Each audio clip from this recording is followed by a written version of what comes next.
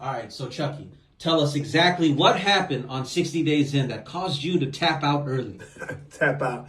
You know what's interesting is I didn't go on that show to prove that I could do 60 days in the county jail, right? Because I've already proven that. I've done more time than that in the hole. My point in going on that show was to make a change in the system, and that's exactly what I did. But as you all know, I told you the reasons why I left are unknown, and I can't get into right now. But now I'm able to. Nah, get into it. Get into it. Let us know. Tell us what happened. Right. So, well, we all know that I went to medical, right? I was able to explain that an incident happened in medical on my platforms for so long. All my friends and followers are like, oh, okay, an incident happened in medical, but I can't explain exactly as to what. I was able to say that I defended myself after I was assaulted. And I assaulted the other individual in return by defending myself, so much so that he went banging at the door for the police saying I assaulted him. But what makes this interesting is who the individual was, right? Because even I didn't know what was going on, you know. Let me just point out, right? In Georgia, the state of Georgia is considered one of the racist states in the country. And that's a fact. That's just a fact of the matter, right? And a lot of times in the Georgia state prisons and in jails, when two individuals get into a fight, they're charging the other individual an assault case. And a lot of cases, they're charging them with hate crimes. But if you just glean the facts here, look into it, right? They're usually not charging other ethnicities besides Caucasians with hate crimes. You're telling us that the warden did you dirty.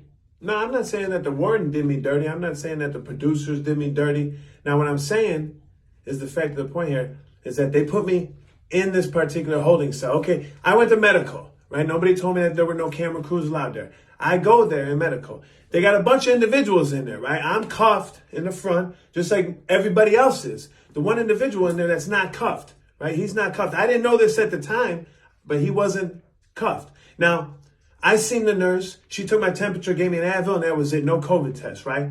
So when they put me back in the cell, shortly thereafter that, they grabbed all the other individuals, but they didn't grab the other individual that was uncuffed.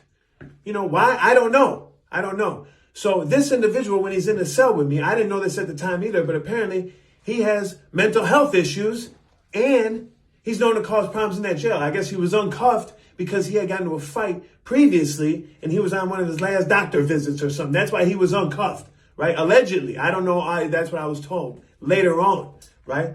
But this man's in this holding cell with me, like a hallway like this, a little bit bigger with the bathroom in the back, windows right here, door right there. He's banging on the door, yelling at the nurses, telling them, oh, what's up, bitch? Hey, out. You know, he's acting a fool. You know, he's acting ignorant. So he was uncuffed, but you were cuffed? Correct. I was cuffed the whole time. Just like other inmates that were in there at first with us were all cuffed, but he wasn't.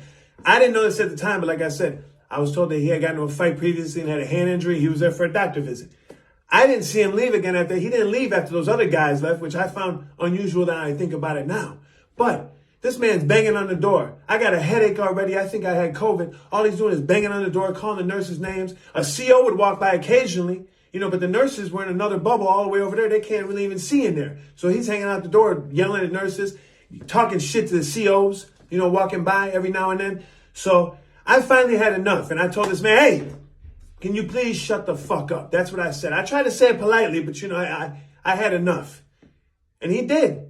He remained quiet. He stopped banging on the door. Everything was cool for a minute. And I'm just standing there chilling.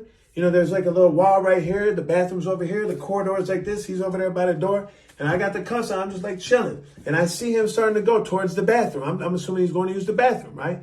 So, you know, he was being cool. Next thing I know, I just feel the pressure on my head. It happened that quick. You know what I mean? Bam. My head hits the side of the wall. You know what I mean? I know if he hit me with a fist, with his body. I didn't know at first. You know, I just bam. So as soon as I felt that, I've been sucker punched a lot of times. So you got sucker punched. I didn't feel a blow on this side. I just felt my head hitting the concrete. And that's why I had a lump right there. I felt it as soon as it happened. I'm like, bam. And I've been sucker punched before. So my first reaction when I get hit is to react. So when I went to go react, it happened so quick that I realized my hands were in cuffs. So I'm going to hit him. And my hands are still cuffed. So I'm taking my whole body with me. And he's moving, kind of moving at the same time, ducking. My hand kind of hit him a little bit. But I was able to come on there and cuff him. And when I cuffed him by the neck, I just tugged with all I had. I put my knee into him. I said, he was a bigger dude. He's a pretty big dude. He must have weighed probably like 250, bigger dude.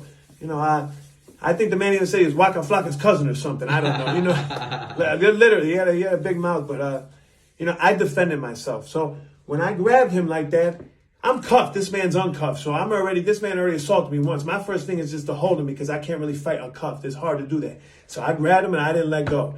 And I'm choking him. And I hear him. I hear him trying to move and trying to scribble, but he can't. I'm a pretty strong dude. No COs came in to... There were no COs happening at the time when this was going on, no. And this all happened in the infirmary? It happened in the medical unit right there in the holding cell, yeah. And, yeah. Okay.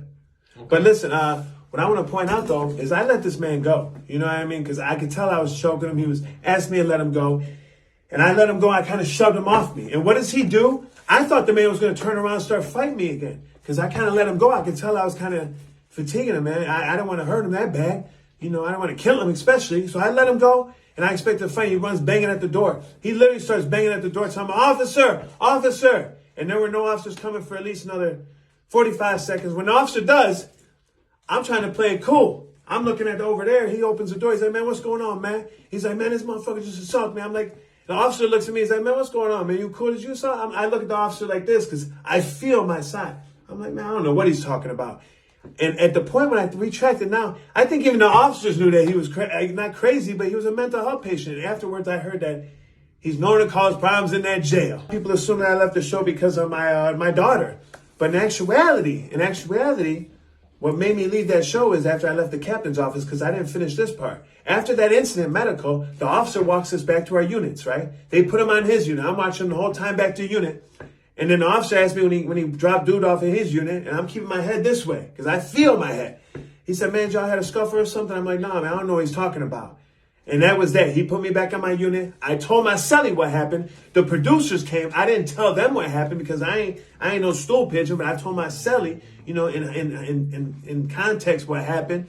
And then 2 days later, like I got commissary, I got a new cellie and everything. And then 2 days later, all of a sudden they call me to the captain's office, right? Like the real captain, one you won't see on no TV, right? He's like, hey, man, we know what happened, right? Do you want to write a statement? I'm like, no, I ain't never wrote a statement. It's nobody in my life, and I ain't about to start doing so now. And then I asked that man if somebody's writing a statement against me, into which I did not get no answer, right? So you talking about a man maybe possibly telling me I assaulted him, an individual in the Georgia Henry County Jail, and you're not telling me, like I said, at that point, I had to go. All right, that makes sense, Chucky, but why wasn't this captured on camera? Why didn't we see it? Well, I guess because of the HIPAA laws. The HIPAA laws. They can't show medical units or patients because of the HIPAA law. But you know what's funny is, even before I went on this show, right, the producers told me that I would be under constant 24-hour video surveillance and my every word and move is monitored along with other inmates. So they can usually catch a problem before it becomes a big problem. And there's a team on standby waiting. Even though I wasn't worried about that, you know, I've been in a lot of dangerous jails. You know what I mean? Cook County jail, a real dangerous jail. But my security, you know, my peace of mind, they tried to assure me of.